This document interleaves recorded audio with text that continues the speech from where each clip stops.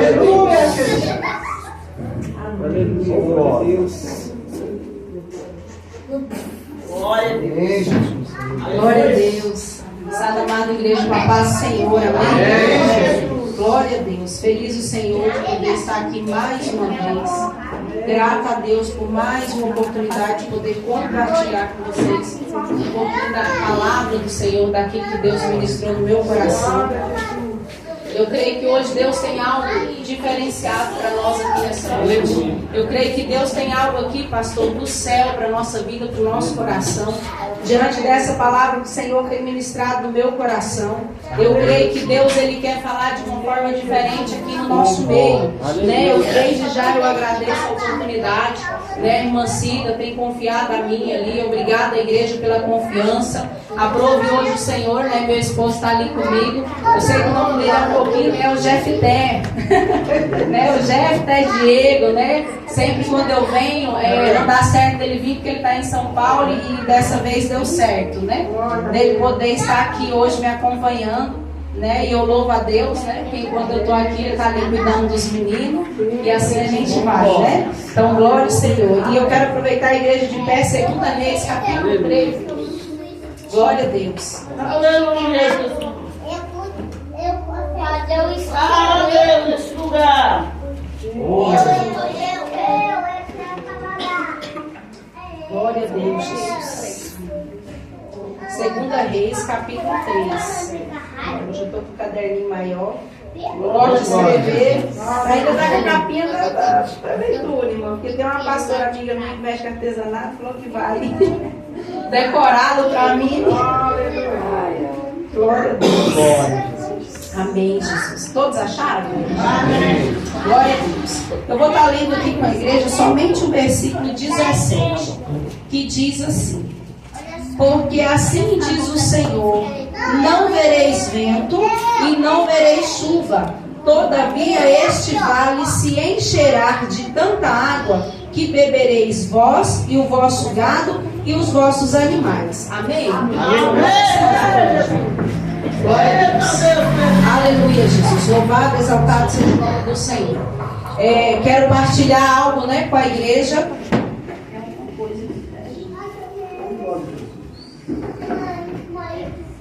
Aleluia, Jesus. Tá incomodando. Aleluia, Senhor.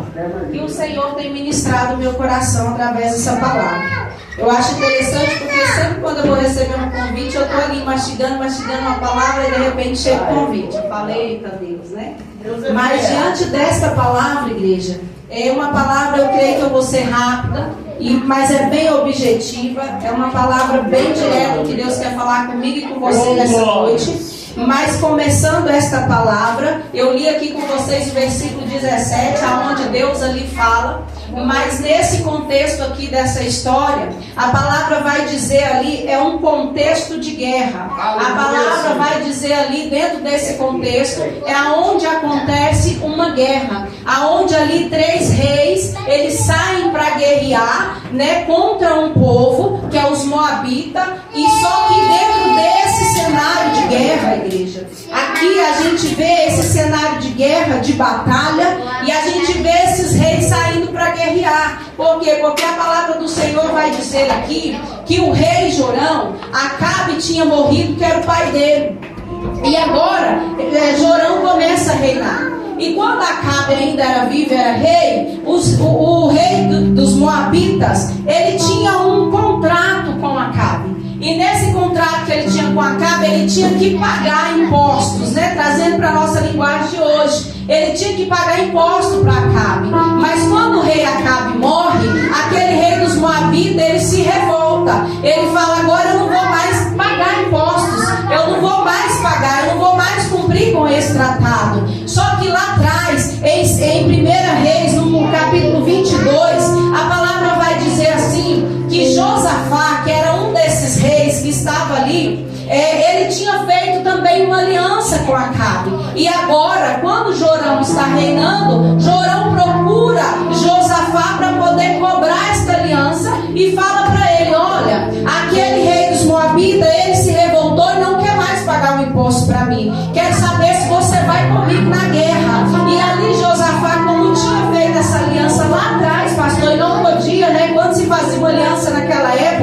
E aquele rei ou aquele povo, aquela nação, que você tinha uma aliança, se ela fosse guerrear, você tinha que ir junto com ela, você tinha que se colocar também junto com ela na guerra. Então Josafá ali teve que se colocar ali diante daquela guerra, uma guerra que não era dele, uma batalha que não era dele. Então eu começo aqui essa palavra, pastor, aprendendo algo. Muitas das vezes nós entramos em guerra que não é nossa, nós entramos em batalha que não é nossa, nós pegamos fardos pesados para guerrear, missionária, mas Deus não mandou que nós pegasse, mas nós pegamos pelo simples fato, o mesmo erro que esses 3 reis vão cometer, porque esses 3 reis agora, que é o rei ali de Edom, que é Jorão e Josafá, eles se unem ali aqueles 3 reis para poder subir agora contra os moabitas, mas só que ali eles fazem tudo do jeito deles,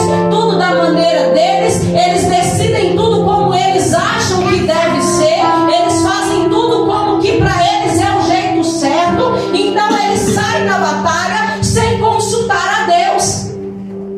E muitas das vezes nós nos colocamos em situação de dificuldade, não é porque o inimigo está se levantando, não é porque Deus está nos provando, mas é porque nós nos colocamos em posição a qual Deus não nos chamou para estar. Aleluia!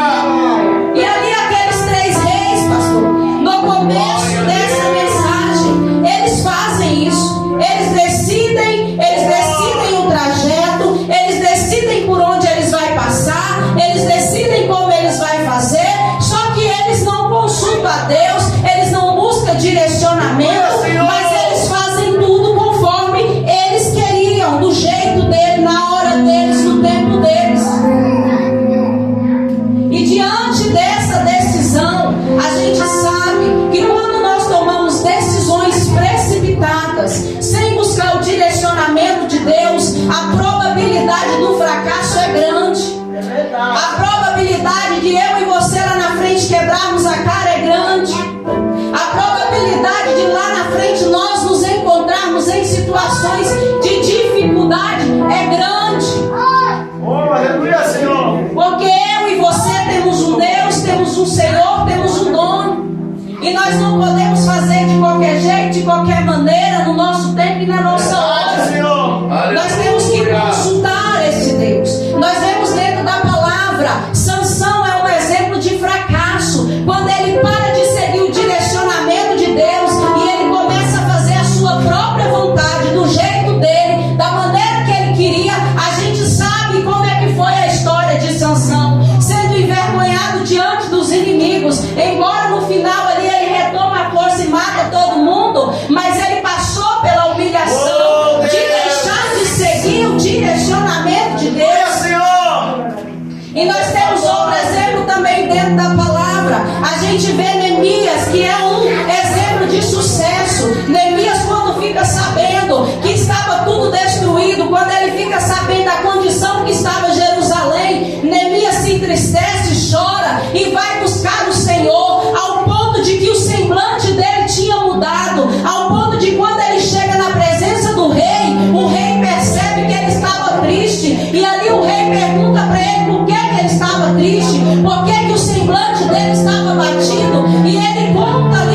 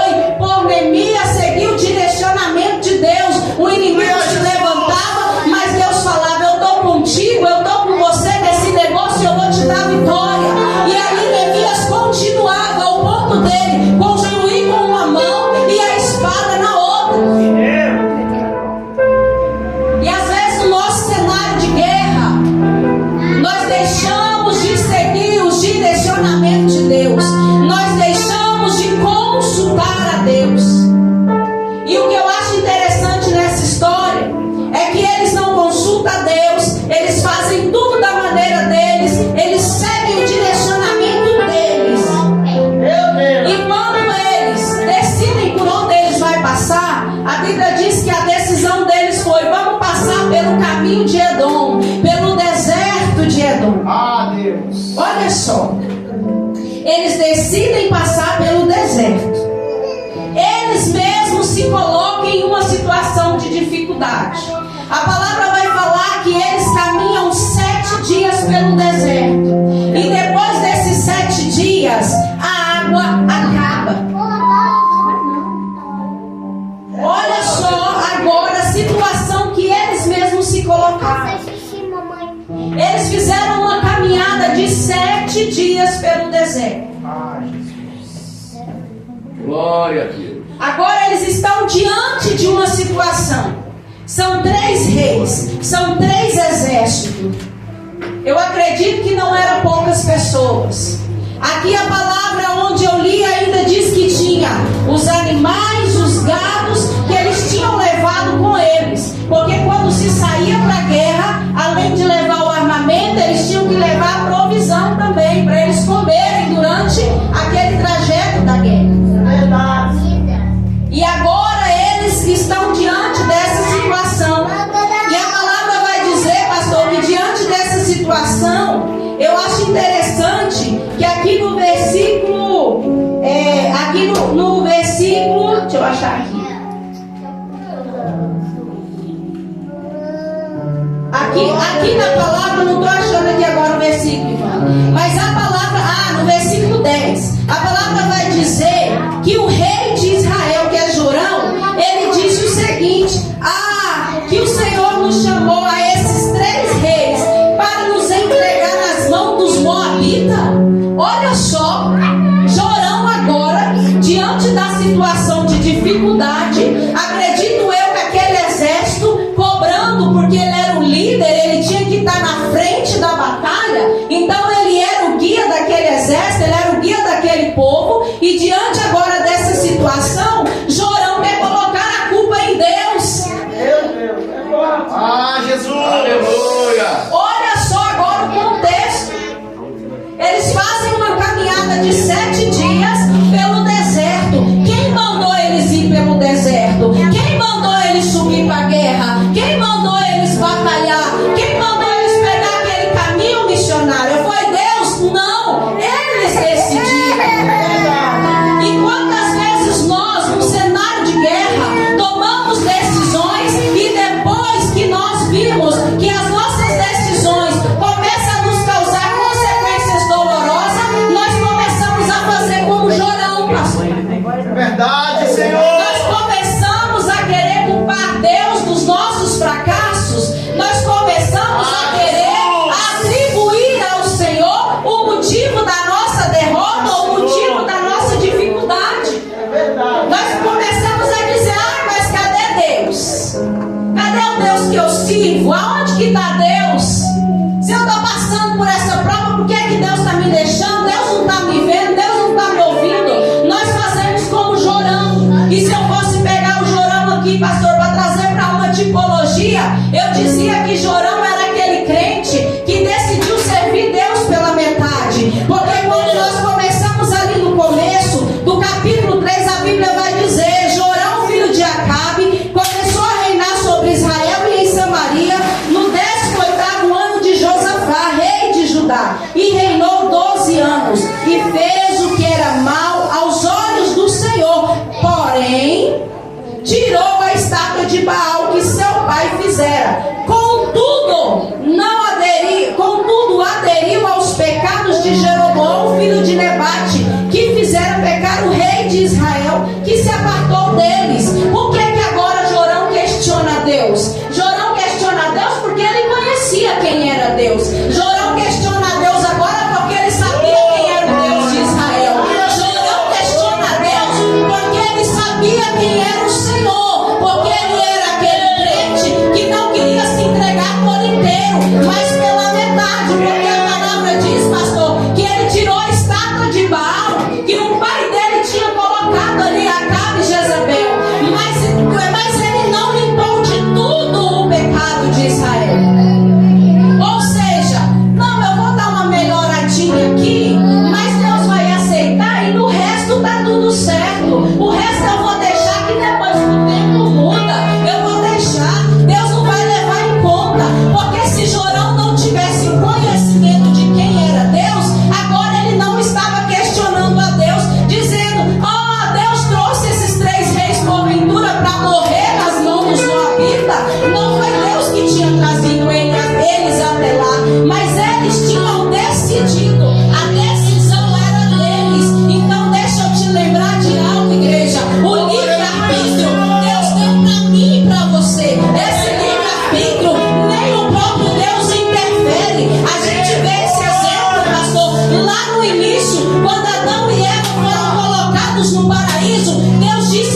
eles: olha, de todas as árvores pode comer, mas da árvore do conhecimento do bem e do mal não come, porque no dia que comer vai morrer.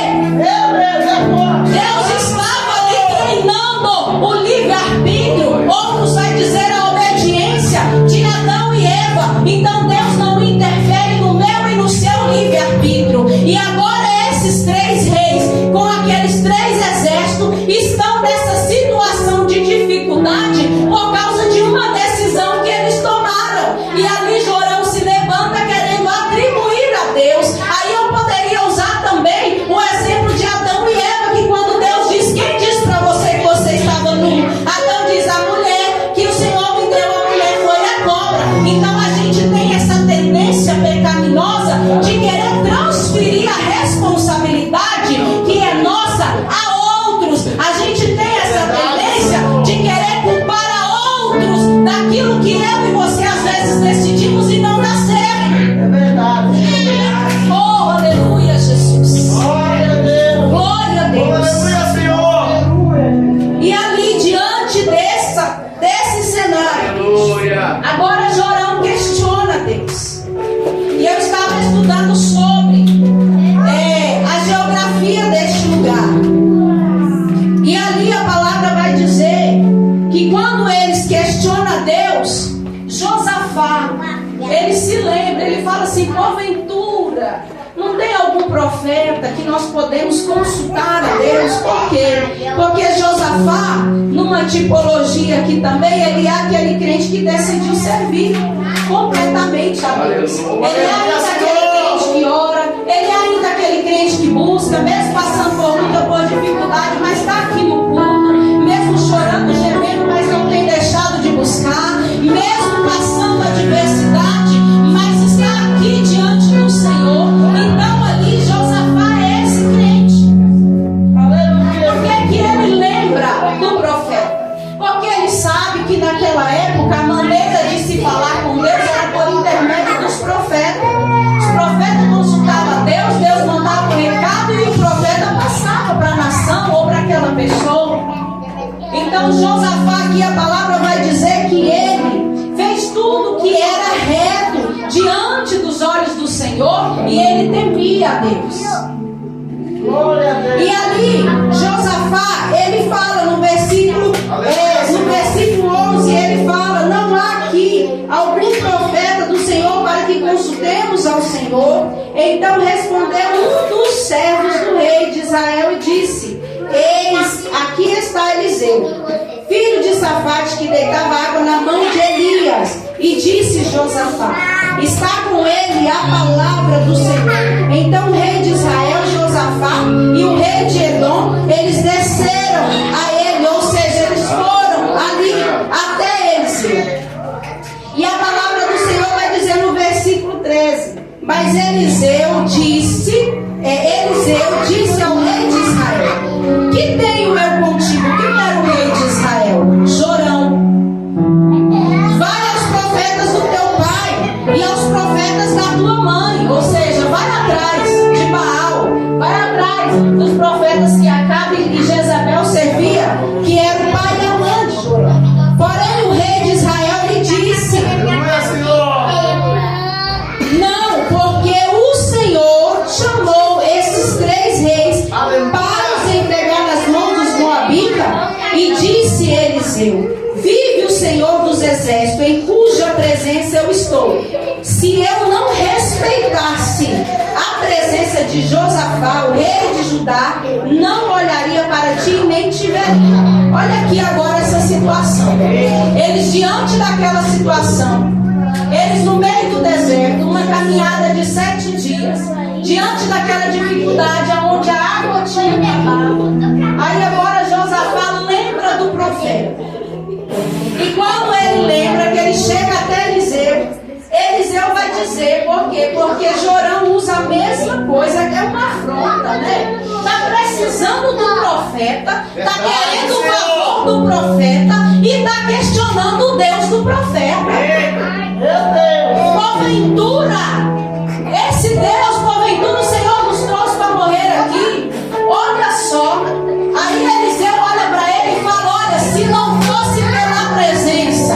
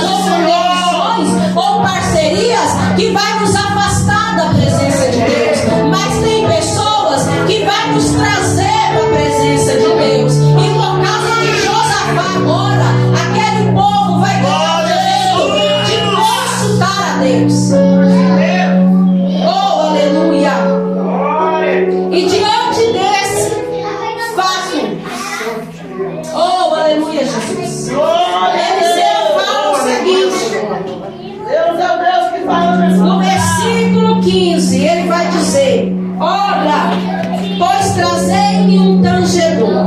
E sucedeu que, tangendo o tangedor, veio sobre ele a mão do Senhor. O que era o tangedor? Não era o instrumento, mas o tangedor, trazendo para a palavra de hoje, era o levita, era o que tocava o instrumento. O tangedor era aquele que tocava o instrumento. E ali Eliseu pede para que trazem os levitas, me traz um levita, para que ele agora comece a adorar o Senhor. Olha só o mistério de Deus aqui. Olha que tremendo, eu fico admirada com esse Deus. E ali Eliseu fala: traz-me um tangedor. E quando o tangedor começa a tocar, quando o levita começa a adorar, a presença de Deus vem sobre o profeta, a presença de Deus toma o profeta. Olha que lindo que é isso. Olha a importância da minha e da sua adoração. Você não saiu da sua casa para chegar aqui e ficar de boca fechada, mas você saiu da sua casa para vir adorar a Deus, para oferecer o seu culto ao Senhor. A adoração, eu já falei isso daqui. O louvor é uma das armas espirituais do crente. A adoração, ela atrai a presença para a terra. A adoração, ela atrai o céu para cá. A adoração, ela chama a presença. E aonde tem presença, tem resposta. E aonde tem presença, tem direcionamento. Aonde tem presença, tem livramento de Deus. Aonde tem presença, tem vitória de Deus.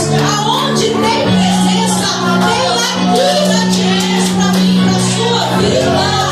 Oh, aleluia!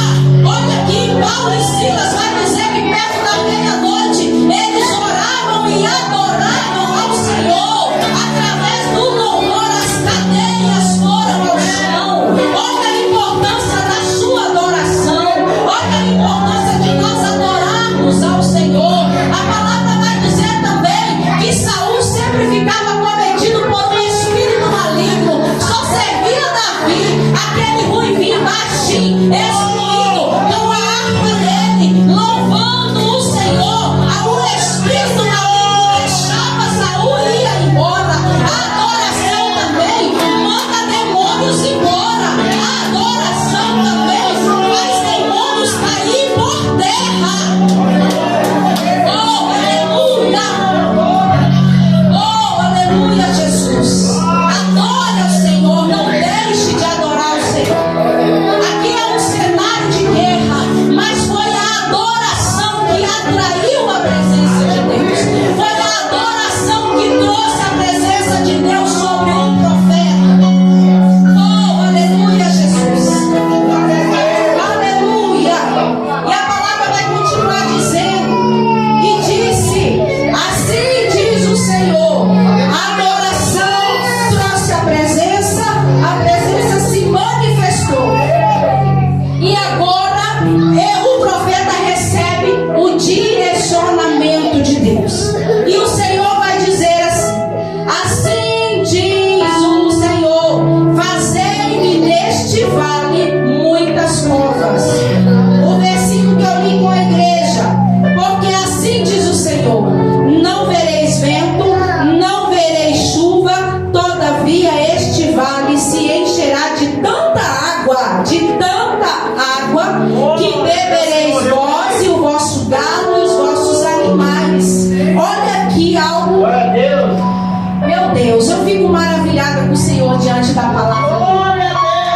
Olha aqui, eu estava estudando a geografia desse lugar, pastor. Era um deserto. Porém ali tinha montanhas. E ali também tinha um caminho aonde mercadores passavam, porque o deserto de Edom era um ponto estratégico.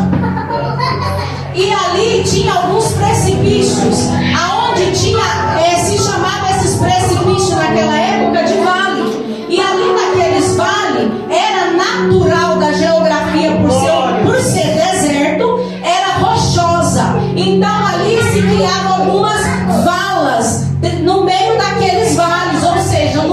daquele deserto, Aleluia, se criavam Senhor. algumas valas. E quando chovia, aquelas valas se acumulavam água. Olha aqui o mistério de Deus. Se acumulava água. E Deus manda o povo descer para onde, pastor? O vale, não é? Olha aqui qual foi o direcionamento de Deus. Fazer neste vale muitas covas. E ali Deus ainda fala assim: não vai ter vento, não vai ter chuva. Deus manda o povo descer para o vale. Deus manda o povo cavar covas no vale. E Deus fala o quê? Não vai ter vento, não vai ter chuva. Por quê? Chuva e vento, igreja, são fenômenos da natureza. Coisa natural que o homem está acostumado a ver, pastor. É coisa que nós estamos acostumados a presenciar. Só que quando eles chegam naquele vale, as valas estão secas. E Deus fala: cava poços, mas não vai ter chuva, não vai ter vento. Porque Deus estava dizendo: o que é natural de vocês ver é do homem, mas o que vocês vão contemplar hoje não é do homem, não. É milagre, e milagre não é o homem que faz, milagre é Deus que faz. Oh, aleluia! E Deus fala para eles: não verei vento, não verei chuva, mas todavia este vale se encherá de tanta água, mas de tanta água, que bebereis vós, o vosso gado, o exército, todo mundo. Agora deixa eu te dizer uma coisa. Eu vou abrir um parêntese aqui. Aquele povo agora está diante de uma situação que eles tinham feito uma caminhada de 7 dias. Se eles voltassem para trás, eles morreriam, porque a água tinha acabado. Ia morrer o exército, ia morrer o gado, ia morrer todo mundo, porque já estava seco, eles estavam no deserto. Olha o contexto. Aleluia, Senhor. Se eles decidissem continuar a jornada lá na frente de um inimigo, antes de chegar até o inimigo, eu acredito que pouquíssimos soldados iam aguentar chegar até o inimigo, e quando chegasse eles iam estar desfalecidos por causa da sede. Oh, aleluia, Jesus. E agora eles estão parados em um lugar. Agora eles estão diante de uma situação que só Deus pode fazer. Por isso Deus fala para eles: não vai ter vento, não vai ter chuva, mas é só eu que posso resolver o problema de vocês. Sabe o que eu aprendo aqui, igreja? Que quando nós estamos diante de situações que só Deus pode fazer, a nossa opção é adorar a Deus, atrair a presença dEle, para que o direcionamento dEle chegue na minha e na sua vida. Então, se existir situação na sua vida, na sua casa, que até agora você estava conduzindo do seu jeito, da sua maneira, no seu tempo, busque o direcionamento de Deus. Por quê? Porque Deus diz para mim e para você hoje: não nos é permitido retroceder, porque Deus não te chamou para voltar atrás. Deus não me chamou para desistir. Deus não te chamou para desistência, mas Deus te chamou para caminhar. Deus te chamou para marchar. Deus te chamou também, não foi para ficar parado no meio do caminho. E Deus também diz para mim e para você: não continue a caminhada sem água. Porque água é a presença do Espírito. Água é a presença. Água é a palavra. E água é um dos elementos que nos faz sobreviver humanamente falando, mas espiritualmente também. O pão e a água são elementos que nos mantêm vivos. Ali a gente vai ver quando o profeta, ele estava também ali diante de uma situação, aparece o anjo e fala para ele: sai da caverna, come esse pão, bebe essa água, porque você ainda tem muita caminhada para caminhar. A jornada ainda é longa, e a palavra vai dizer que aquele pão e aquela água deu sustento para ele caminhar 40 dias. E você está entendendo? Porque se eu e você continuar caminhando sem água, é falência, é morte. Se eu e você continuarmos caminhando sem o direcionamento de Deus, é fracasso. Aleluia. Se eu e você continuarmos fazendo do nosso jeito, da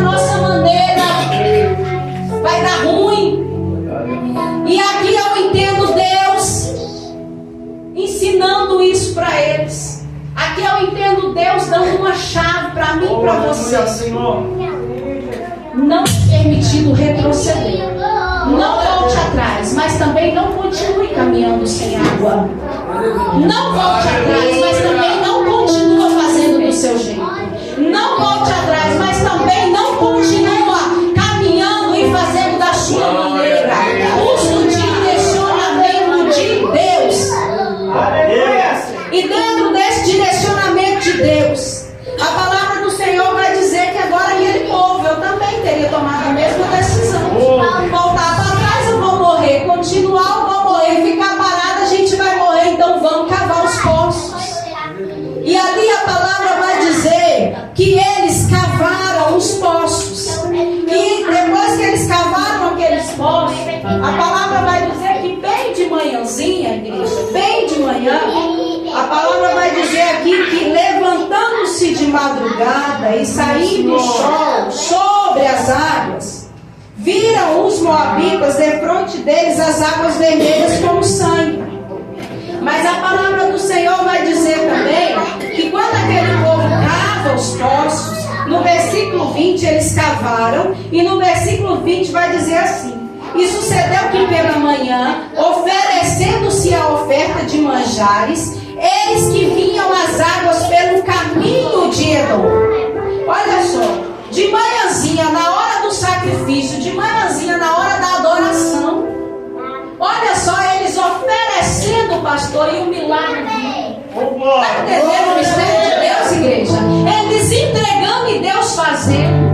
Eles oferecendo e um milagre acontecendo. Às vezes você está fazendo e está pensando, não estou vendo nada, mas Deus não vai cavar o poço. É um contexto meio assim, fora do contexto. Como assim, Senhor? Eu vou cavar poço no deserto? Como assim, Senhor? Eu vou cavar aqui nesse lugar totalmente fora de contexto? Porque deserto é lugar de sede, é lugar de escassez. Mas ali eles cavaram poços. E a palavra vai dizer que de manhã, ali na hora, eles oferecendo, a palavra vai dizer que de repente desce chuva? Não. Desce vento? Não. E eu acho interessante que vai dizer pelo caminho de Edom. No começo dessa palavra, a Bíblia vai dizer que eles tomaram a decisão de ir pelo caminho de Edom, pelo deserto. No deserto não tem água, mas Deus faz a água surgir no deserto. Oh, aleluia! Entendendo isso daqui, não teve vento, não teve chuva, mas a água veio, a palavra de Deus se cumpriu, o que Deus falou aconteceu. Dá a entender, pastor, que veio ali uma enxurrada, ali no meio daquele deserto, e foi descendo pelos vales e encheu aqueles poços, porque se você for estudar, era de costume acontecer isso assim, não era normal, mas era muito raramente acontecer essas enchentes, que às vezes do nada descia aquela enxurrada. Aí você pensa agora descendo aquele canão de água, bem na hora da adoração, bem na hora do sacrifício. Você não está vendo sinal, você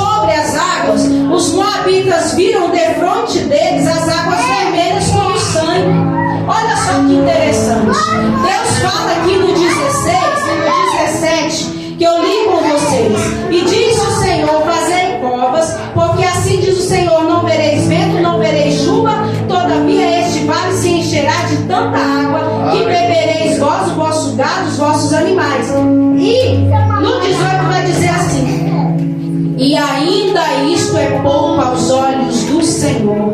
Também entregará ele os moabitas nas vossas mãos. Ainda Deus estava dizendo: o problema de vocês agora, a situação que vocês entrou nela é a água, a dificuldade é a sede.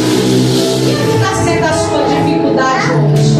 Deus está perguntando para mim e para você, dentro do seu cenário de guerra, porque quando a gente fala cenário de guerra, não é distante, porque Deus não vai usar o desconhecido. Nosso cenário de guerra é dentro da nossa casa, é no meio da nossa família, é no trabalho, é na faculdade, é no nosso meio de convívio. Deus não vai usar estranho. É verdade. Não é estranho, mas é pessoas que nós conhecemos. E às vezes a nossa maior guerra que nós travamos é dentro da nossa própria casa, é no meio da nossa própria família. Mas Deus está perguntando para mim e para você hoje: qual é a sua dificuldade na sua guerra? É a sede? Porque Deus falou para aquele povo: eu não vou matar só a sede, mas eu vou fazer um pouco mais. Jorão questionou a Deus, Jorão afrontou, no meu ver, o profeta. Jorão ali, ele cutucou no dizer nosso a onça com vara curta, porque Deus não tinha nada a ver com aquele problema, porém Deus deu a solução daquele problema.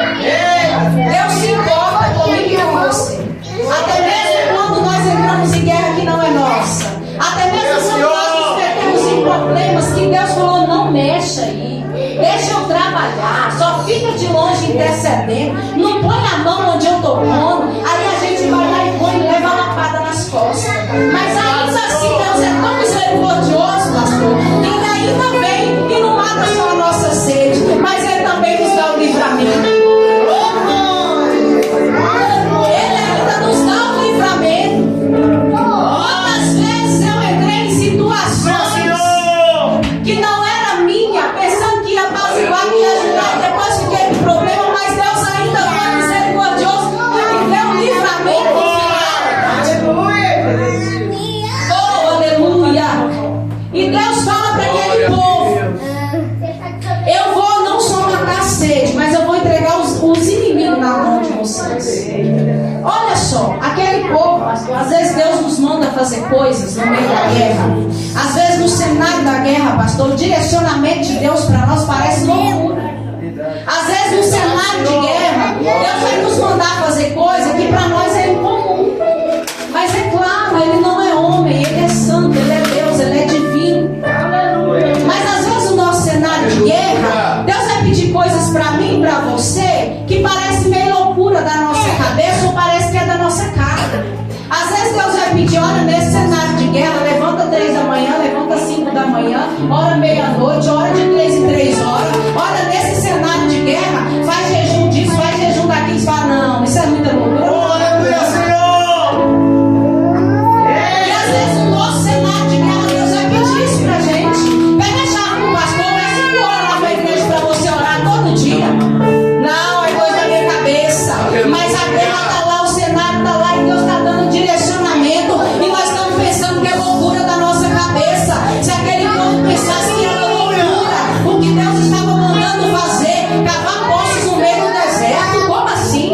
E não vai ter chuva, da onde que vai vir essa água se não é lá de cima? Se o povo pensasse assim: não, eu não vou fazer não, porque é muito contraditório o que Deus está pedindo. É muito contraditório.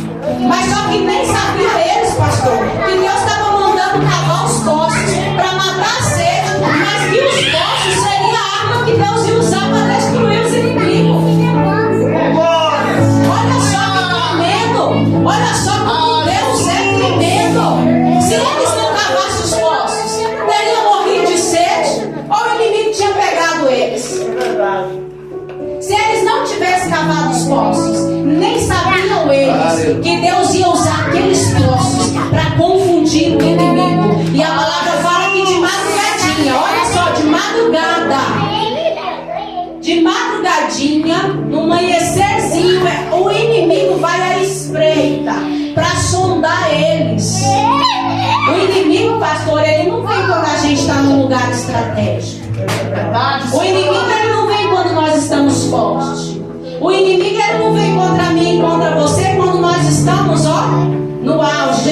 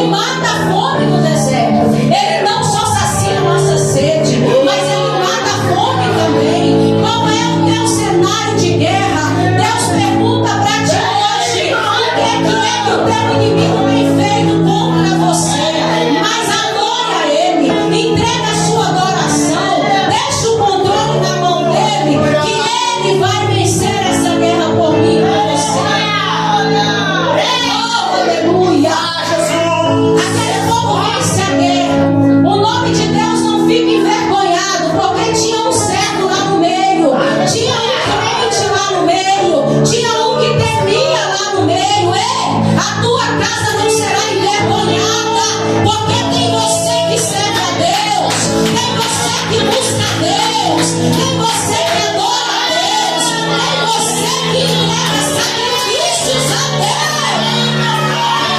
Aleluia!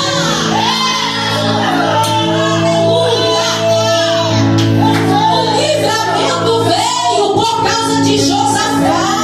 Tem livramento de Deus para sua casa por causa de você. Você está aqui hoje, mas Deus está tomando a guerra lá. Você está aqui hoje, mas Deus está trabalhando lá.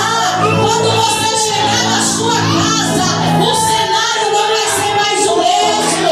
Porque a partir de hoje, Deus vai entrar nessa guerra ao teu favor. Oh, aleluia!